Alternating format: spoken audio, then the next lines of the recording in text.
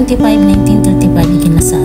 Ang ating mga magulang ang pinakamahalagang tao sa buhay natin.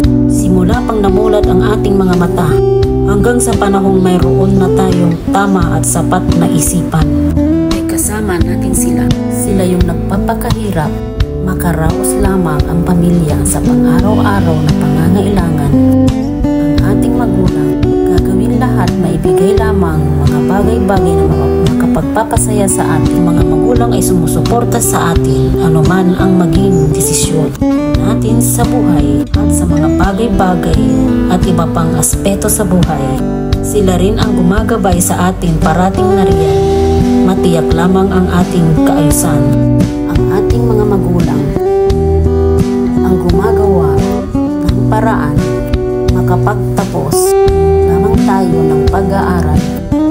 Kahit anong hirap titiisin nila para lamang sa atin. Sila rin yung unang tao parati nating karamay sa mga oras na meron tayong mga problema na hindi natin magawang solusyonan. Nang tayo lamang ang ating mga magulang ang siyang lahat sa atin, kung kaya't mapalad yung mga nabiyayaan ng kompleto at masayang pamilya, isang buong pamilya na makakasama sa hirap at ginhawa at lungkot at kasiyahan. Sa magulang ko, hindi nyo man naibigay ang lahat dahil sa kahirapan. Ako'y nagpapasalamat sa inyo dahil nariyan kayo.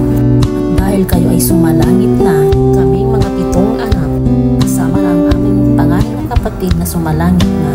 Hindi namin kayo makakalimutan. Ama, Ina, mahal na mahal namin kayo.